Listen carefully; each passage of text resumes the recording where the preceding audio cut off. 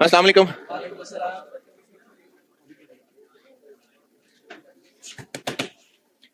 दुरूद शरीफ पढ़।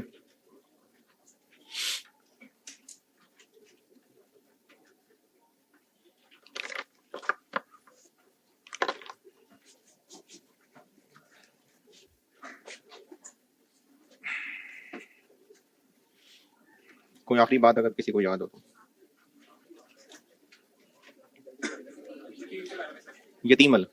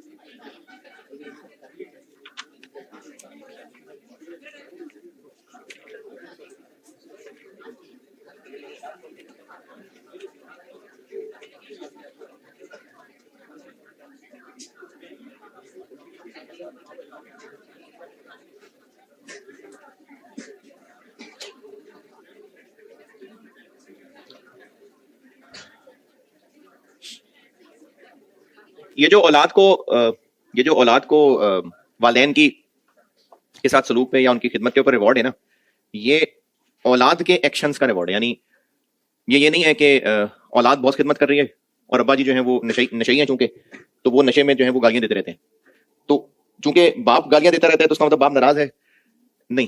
औलाद का जो एक्शन है उस पे औलाद का रिवॉर्ड है। ये जो माँ बाप है ना, इनकी खिदमत तो चलो एक प्लस है ना, एक नेगेटिव से बड़ा सख्ती से रोका गया। मतलब वालिदैन के साथ बुरा सलूक नहीं करना और वालिदैन को ओबे करना। एक होता है वालिदैन किसी नाफरमानी का काम का हुक्म दे रहे हैं, यानी अल्लाह के खिलाफ, वो ओबे नहीं करना। उसके अलावा जो दुनियावी काम है उन पे ओबे करना होता है। और बाप की फजीलत के एतबार से इब्ने माजा 3663 सैयदना अबू दरदा रज़ियल्लाहु अन्हु से रवायत है, नबी अकरम सल्लल्लाहु अलैहि वसल्लम ने फरमाया, वालिद जन्नत का दरमियानी दरवाजा है, चाहे उस दरवाजे को जाया कर दो या उसकी हिफाजत कर लो। यानी अब्बा जी राजी हैं अगर, तो जन्नत का जो मेन गेट है ना, उधर जाने का रास्ता है। तो चाहे अब्बा जी को नाराज रख लें, चाहे उनको राजी रख लें।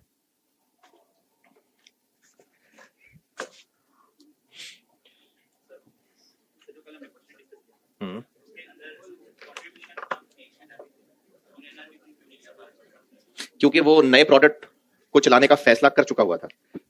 हम लोग हायर तब लेते हैं जब हमने खुद फैसला करना हो। वो मैनेजमेंट ने फैसला कर लिया हुआ था कि 6 महीने बाद प्रोडक्ट बंद कर देंगे, साल बाद।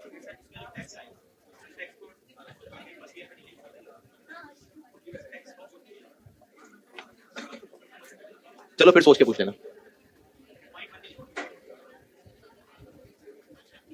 अच्छा, आपसे वैल्यूएशन एज अ टॉपिक नहीं टेस्ट होता, सिर्फ जो शेयर्स के डिविडेंड मॉडल वाले फार्मूले थे उनमें फिगर्स इधर उधर करके टेस्टिंग हो सकती है।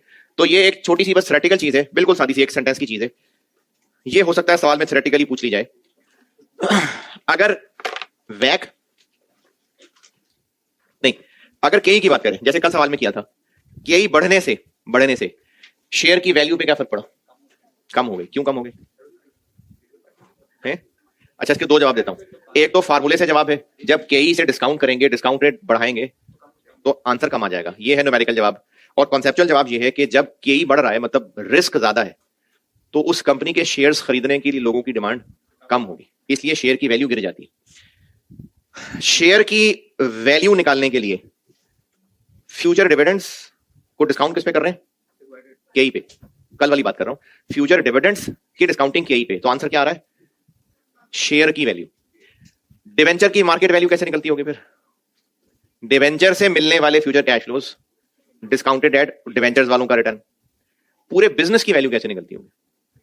बीएफडी में सिर्फ वन लाइनर अंग्रेजी बता रहा हूं। दोबारा दोबारा, शेयर की value, future cash flows dividend, discounted eight equity वालों का रिटर्न, डिवेंचर की मार्केट वैल्यू, फ्यूचर में मिलने वाले इंटरेस्ट, डिस्काउंटेड एट लेंडर्स का रिक्वायर्ड रिटर्न, पूरे बिजनेस की वैल्यू, पूरे बिजनेस के आने वाले कैश फ्लोज डिस्काउंटेड एट पूरे बिजनेस से रिक्वायर्ड रेट ऑफ रिटर्न, जो कि वैक होता है।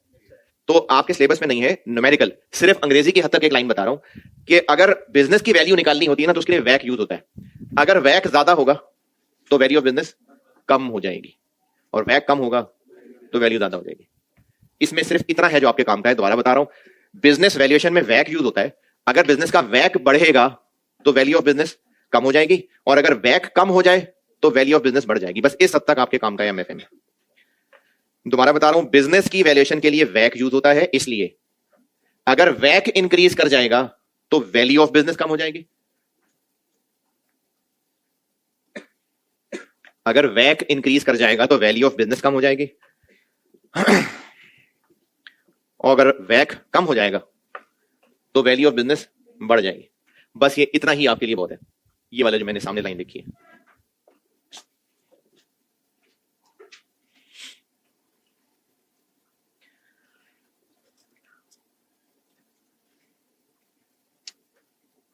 पास्ट पेपर्स की प्रैक्टिस करते हैं, आइएगा बुक में।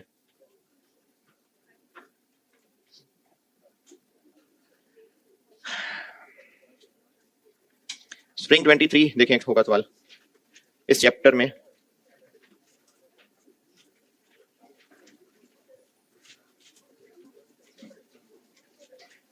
International packaging limited IPL, spring 2023, book में पेज 166।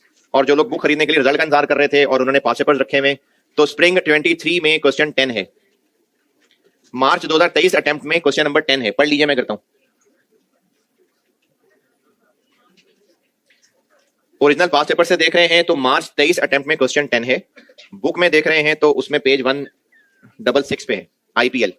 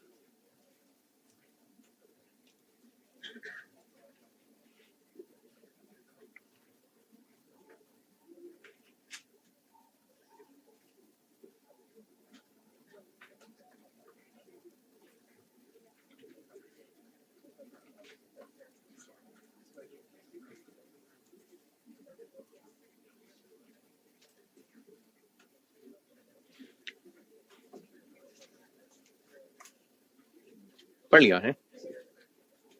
ये कैलकुलेशन के लिए ना अच्छा सवाल है, ये इसको स्टार बना लें। जब आप लोग तैयारी कर रहे होंगे तो ये बहुत अच्छा सवाल है, इसको जरूर करना। यानी एमएफए लेवल की टेस्टिंग के लिए सवाल बहुत अच्छा प्रैक्टिस के लिए।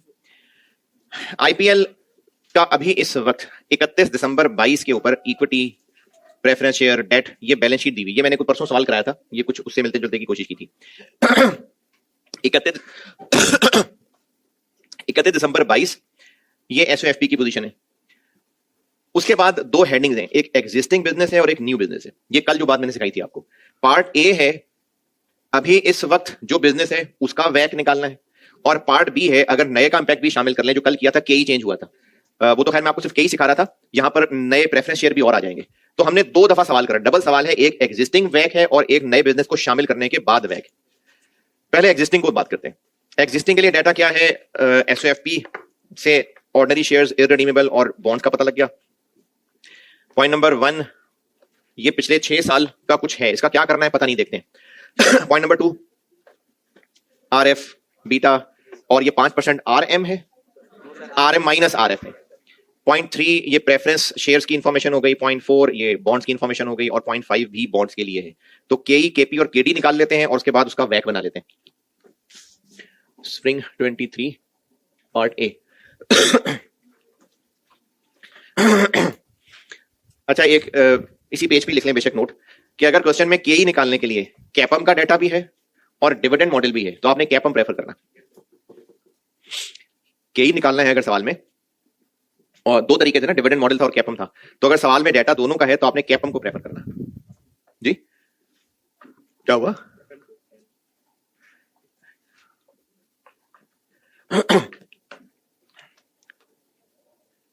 तो हमने केई, केपी और केडी निकालने और फिर उनको यूज करके वैक निकालना है। और सवाल की प्रेजेंटेशन बस जैसे कैलकुलेशन फ्लो में चला रहे हैं, यही प्रेजेंटेशन है। केई निकाल लेंगे, केपी, केडी, फिर उसके बाद वो वैक वाला table. KE RF plus beta RM minus RF. जी, आरएफ 9%, बीटा और ये पूरा ब्रैकेट 5%, 15 पूरा, ये हो गया केई। केपी प्रेफरेंस शेयर्स हैं और वो भी इररिडीमेबल हैं, तो केपी का formula dividend divided by market value. Dividend कितना, केपी प्रेफरेंस शेयर्स की बात कर रहे हैं जी, 20 डिवाइडेड बाय, इस 185 के बारे में कहा है कि ये कम डिविडेंड है कि एक्स डिविडेंड है, तो बस फिर एक्स डिविडेंड ही है, 10.81। केडी आईआरआर निकालते हैं हम, पहले कैश फ्लोज की शक्ल बना लेते हैं। तो कैश फ्लोज बन जाएंगे 0, 1, 2, 3, 4। हम 22 कैंड पे खड़े हैं, 22 कैंड पे खड़े हैं हम, 23, 24, 25। मार्केट वैल्यू को रख लेते हैं यहाँ 1, 10, और जो कूपन है नेट ऑफ टैक्स, कूपन कितना है 9%, 100 रुपए का 9%, 9, और उसको करना है नेट ऑफ टैक्स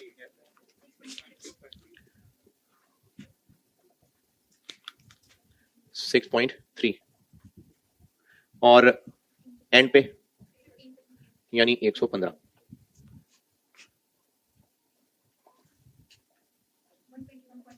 और आईआरआर निकालना है तो एक बार रख लेते हैं 5%, 1952, 2.907, 864।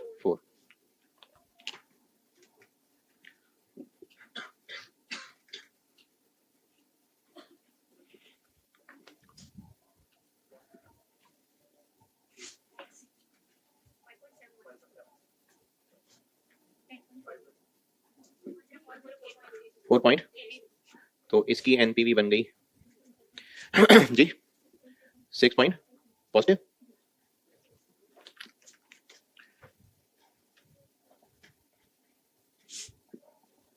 एक बार रख लेते हैं 10%,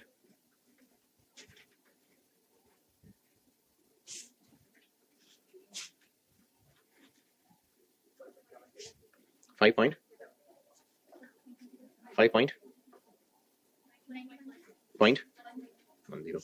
एनपीवी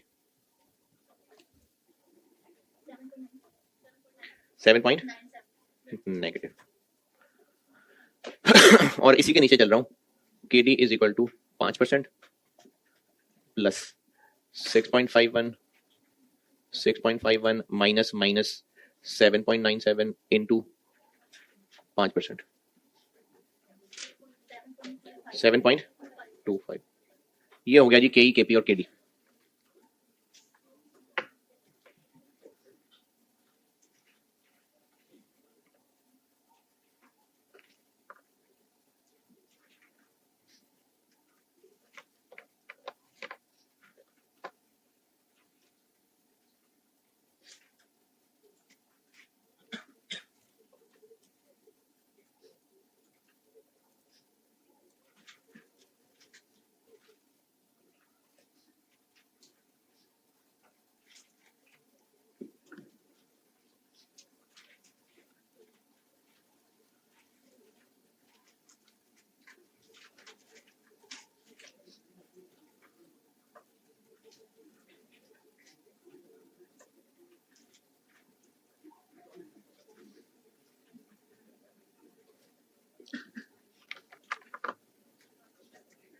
हाँ जी, केई, केटी, केपी, वैक तक पहुंचना है। अब अगला काम, इन तीनों की हमें वैल्यूज चाहिए।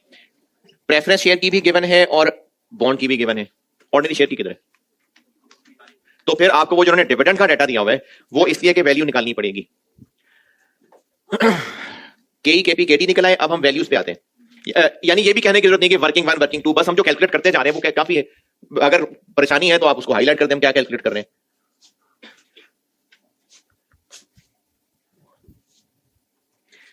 अब चाहिए शेयर की वैल्यू, और क्योंकि अब वैक निकालना है ना तो मार्केट वैल्यू चाहिए। प्रेफरेंस शेयर की भी दी हुई है, बॉन्ड की भी दी हुई है, ऑर्डिनरी शेयर की नहीं दी हुई है। तो वो 0.1 के डाटा से पता चल रहा है कि डिविडेंड की इंफॉर्मेशन है, तो फिर हमने उसकी भी वैल्यू निकालनी होगी। Market value of ordinary share D1 KE minus G। अच्छा, कैसे पता ये ग्रोथ वाला सिनेरियो है? नजर आ रहा है 6 साल के डिविडेंड से नजर आ रहा है ग्रोथ है। तो हमें तो फिर ग्रोथ रेट निकालना पड़ेगा। ग्रोथ रेट 6 साल का डिविडेंड है तो ग्रोथ रेट निकालना पड़ेगा। और D1 तो नहीं दिया हुआ, तो इसलिए हम शक्ल कर लेते हैं ये वाली, ये वाली।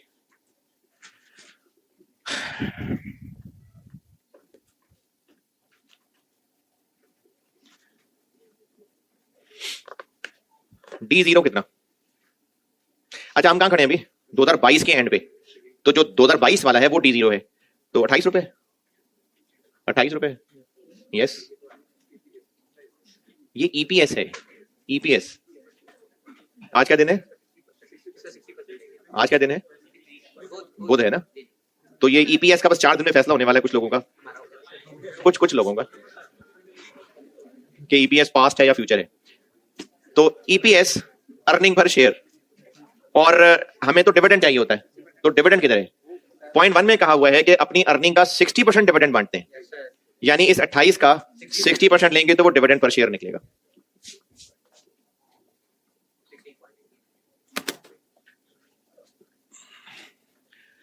अब हमने ये फार्मूला लगाना है और उसकी चीजें पूरी करते हैं। पहले निकाल लेते हैं D0। तो D0 है 28 का 60%, 0.8। ये आ गया D0। अब निकालते हैं G। तो G निकालने के लिए पिछले 6 साल का डिविडेंड है। हाँ बिल्कुल, उस ईपीएस के भी निकल आएगा। तो लेटेस्ट डिविडेंड है ये, और सबसे पुराना 17 पे रेट लगा के ना, और 9.6 को कितने साल लगे यहां पहुंचने में? 5, 11.8।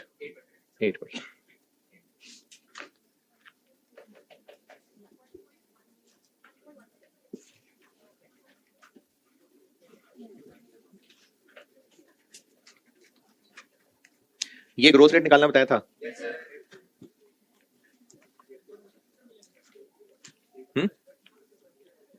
डायरेक्ट क्या?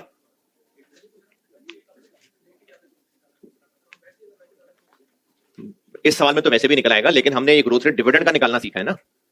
तो डिविडेंड, डिविडेंड टेबल में ईपीएस दिया हुआ है, डिविडेंड चाहिए। अब इस फार्मूले में डालें तो मार्केट वैल्यू बन जाएगी 16.8 into 1.118 divided by KE 15% minus 11.8%, 586.9, 587 भी बहुत है वैसे, लेकिन चले 0.95। तो एग्जिस्टिंग वैक निकालने की चीजें पूरी हो गई। ऑर्डिनरी शेयर की मार्केट वैल्यू नहीं थी, वो निकालनी पड़ी। बाकी प्रेफरेंस की और बॉन्ड की मार्केट वैल्यू भी है। केई केपी केडी नहीं था, वो निकाल लिया। अब एग्जिस्टिंग वैक,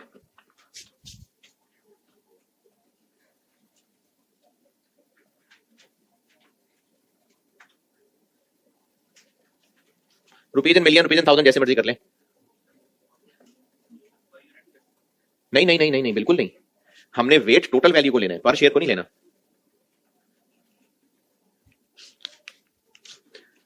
ऑर्डिनरी शेयर्स कितने हैं? बैलेंस शीट 10 रुपए का एक है।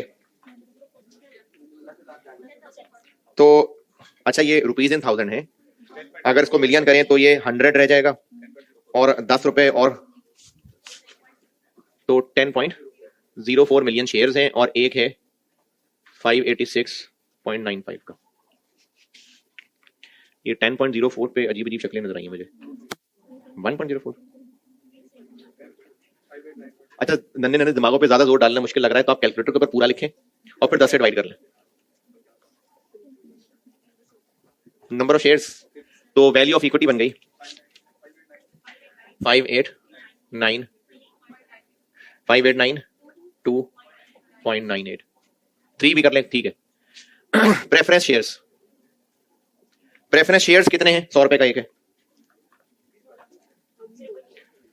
0.204 मिलियन, 100 रुपए एक है, 0.204, और मार्केट वैल्यू कितनी है? 185 जी, 37, और बॉन्ड्स एक है 100 रुपए का, तो नंबर ऑफ बॉन्ड्स हो गए फिर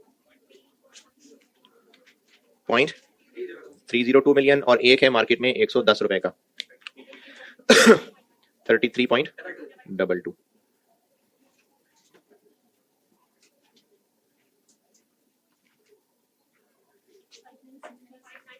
$5963.94। केई है 15%, केपी है 10.81%, केडी है 7.25%, 883.9495, 4.08, 2.41, 89, तो वैक बन जाएगा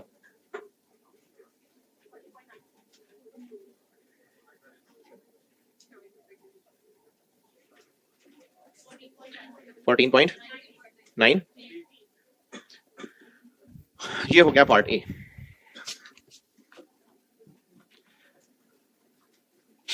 इसकी सारी कैलकुलेशंस देख लें, और उसके बाद तो मैंने वैल्यूज बदल के पार्ट बी करना है। आप बाकी कैलकुलेशंस देख लें, और कोई एतराज परेशानी है तो बताएं।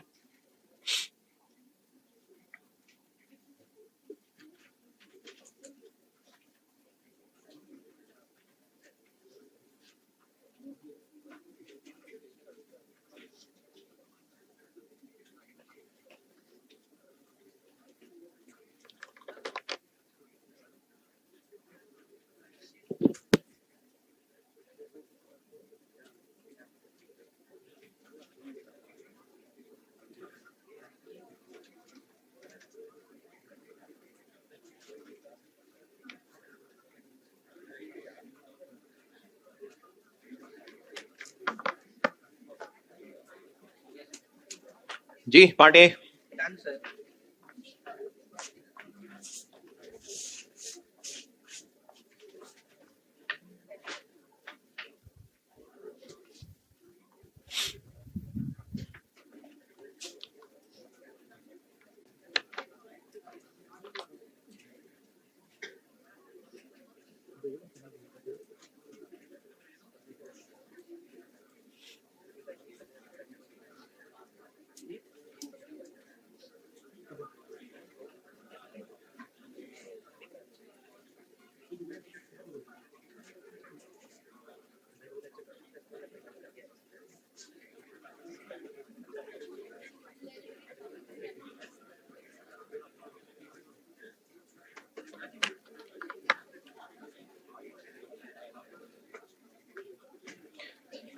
हाँ जी, नोटेड। पार्ट पार्ट बी करूं?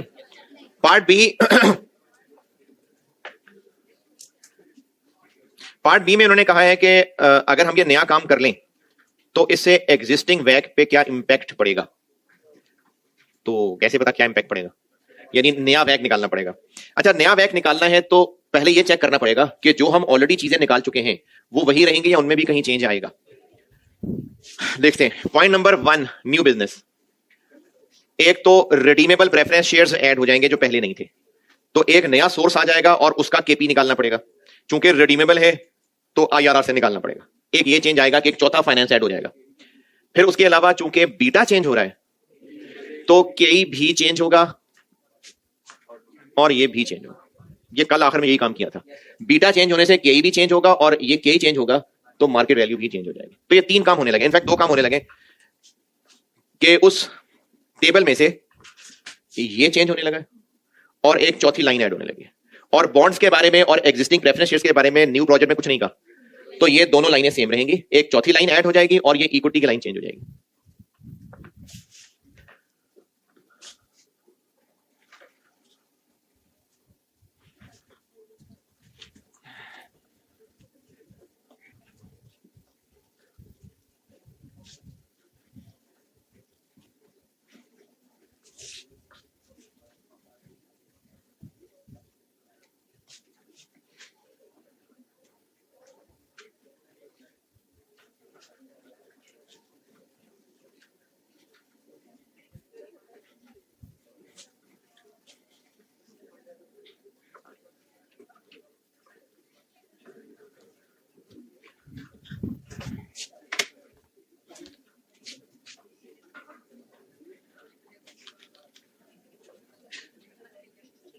आरएफ नया बीटा 15.5। अच्छा, बस इतना सा फर्क पड़ा।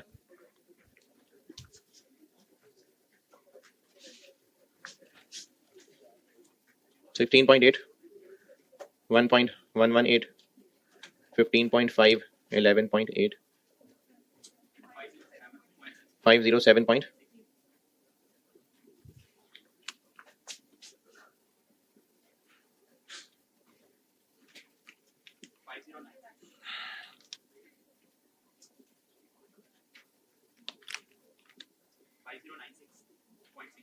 6।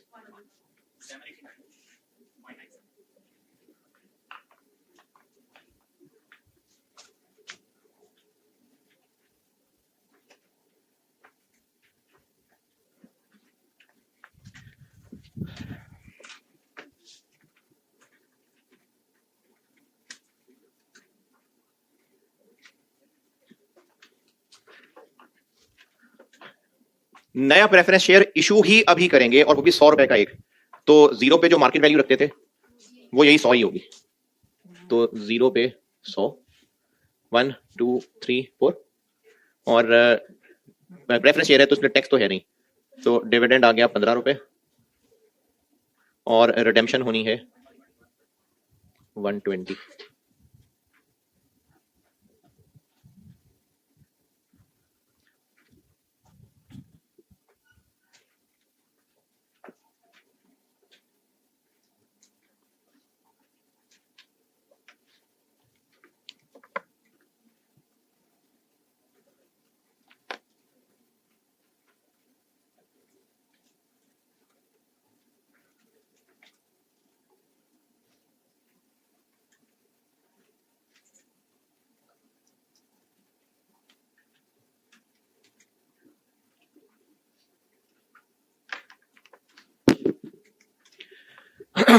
अच्छा, वैसे तो इसमें भी 5-10 से काम चल जाएगा, कोई मसला नहीं है। लेकिन वो जो मैंने आपको कहा था ना 5-10 से ऊपर ना जाए, वो केडी के लिए था, क्योंकि उसमें टैक्स की वजह से और कम हो जाता है। एक तो इंटरेस्ट रेट पहले बड़ा कम होता है, टैक्स की वजह से वो और छोटा हो जाता है। तो इसलिए केडी में 5-10 से ऊपर ना जाए। केपी में बेशक वही अपना रवायती 10 और 20 कर लें, लेकिन इसमें भी 5-10 गुना नहीं होगा। लेकिन वो मेनली मैंने केडी के लिए की है बात, तो इसमें आप अपना रेगुलर 10-20 ले सकते हैं।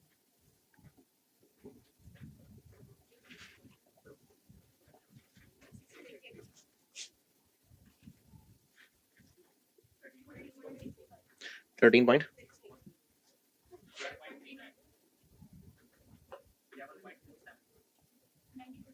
92.21। इसमें भी अगर किसी को कंफ्यूजन हो रही है कि तो बड़ा मुश्किल हो जाएगा कि केडी में क्या करना है उसमें क्या करना है, तो इसमें भी 5-10 ले लें, कोई बात नहीं। एनपीवी क्या बनी? 20.51 पॉजिटिव। इसी से नीचे चल रहा हूँ।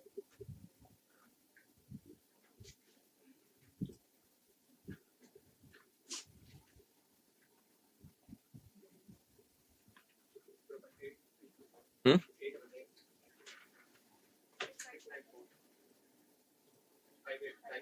5 2 3 12.4 पॉइंट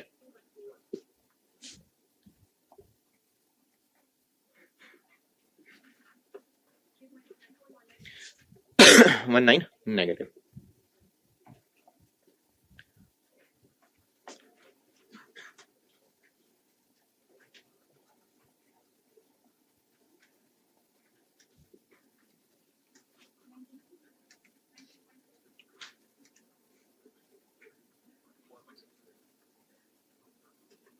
जी 19 पॉइंट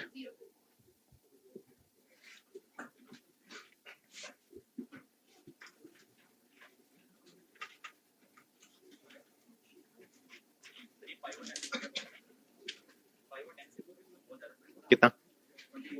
24। इतना नहीं हो सकता, कोई कैलकुलेशन में गलती होगी। 5 और 10 से करेंगे तो 16.5, ठीक है। ये 19 गलत है।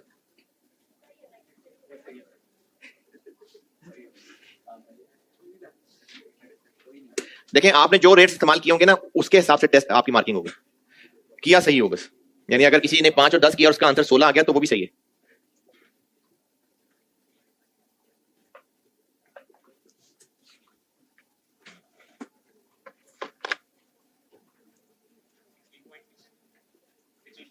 ठीक है, वो भी सही है।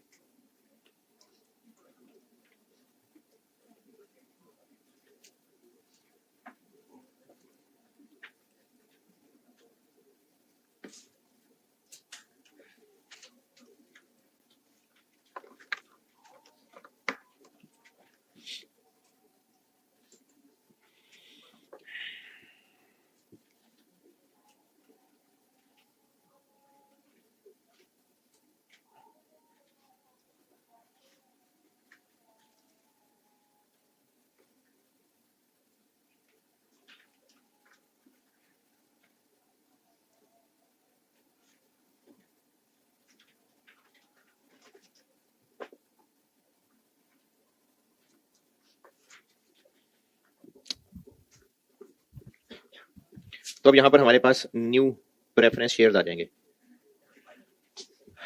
19.02। अच्छा, अब हमें तो पता नहीं कितने नंबर ऑफ शेयर्स, नहीं, एक 100 रुपए का है, लेकिन कितने पता नहीं। जितने भी होंगे टोटल इतने ही पैसे रेज करने होंगे। वैसे ठीक है, 100 रुपए का आएगा, चलो 0.45 मिलियन, लेकिन जब पता है टोटल इतनी अमाउंट के प्रेफरेंस शेयर हैं तो वो दिया हुआ 0.2 के अंदर, 0.2 के अंदर लिखा हुआ है ना कितने पैसे टोटल, तो ये वही आ गया।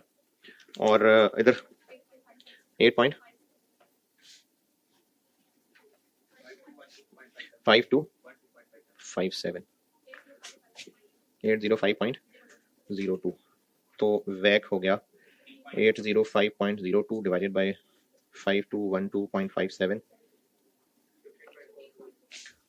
15.44।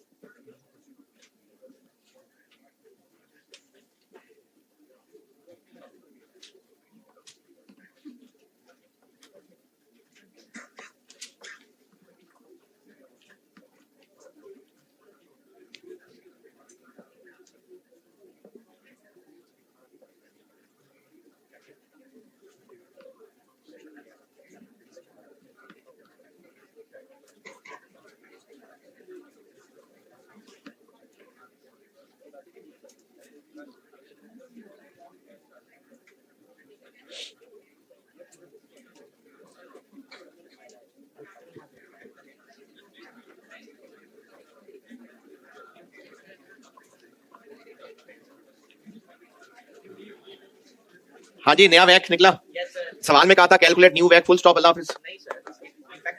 Calculate the impact on of new business on existing वैक, फुल स्टॉप। तो इसका अब जब इम्पैक्ट कैलकुलेट करना है, खैर ये तो वर्डिंग ही ठीक नहीं, इनको कहना चाहिए था डिस्कस द इम्पैक्ट। तो अंग्रेजी तो बतानी है, वो उसने आगे कवर कर लिया, ऑल्सो डिस्कस। चलो ठीक है, डिस्कस। पहली बात क्या डिस्कस करनी है कि वैक पे इम्पैक्ट क्या पड़ेगा। तो पहले कितना था, 14.3। अब हम कहेंगे कि वैक बढ़ जाएगा, और एक तो ये जवाब हो गया। अच्छा, ये जो आखिरी अंग्रेजी लिखनी है ना, इसका हो सकता है आधा एक नंबर हो। अगर किसी ने ये केपी निकालने के लिए रेट्स कोई और यूज किए थे और उसका आंसर ऐसा निकल आता है जिससे ये इससे कम आ जाता है, तो उसको उसकी अंग्रेजी लिखने के मिलेंगे नंबर। इस फिगर का बहरहाल आंसर ये है कि इस नए बिजनेस की वजह से वैक बढ़ जाएगा। और दूसरे सेंटेंस का आंसर, चूंकि वैक बढ़ जाएगा तो वैल्यू ऑफ पूरा बिजनेस कम हो जाएगी। बस ये सवाल था। और अरे तो जल्दी खत्म होगी क्लास। नहीं नहीं नहीं, एक सवाल और मतलब मैंने करा देना था ना। नो नो सर, नहीं नहीं नहीं करा, मैंने वाकई करा देना था 5 मिनट में एक सवाल और। वाह, करवाऊं वाकई।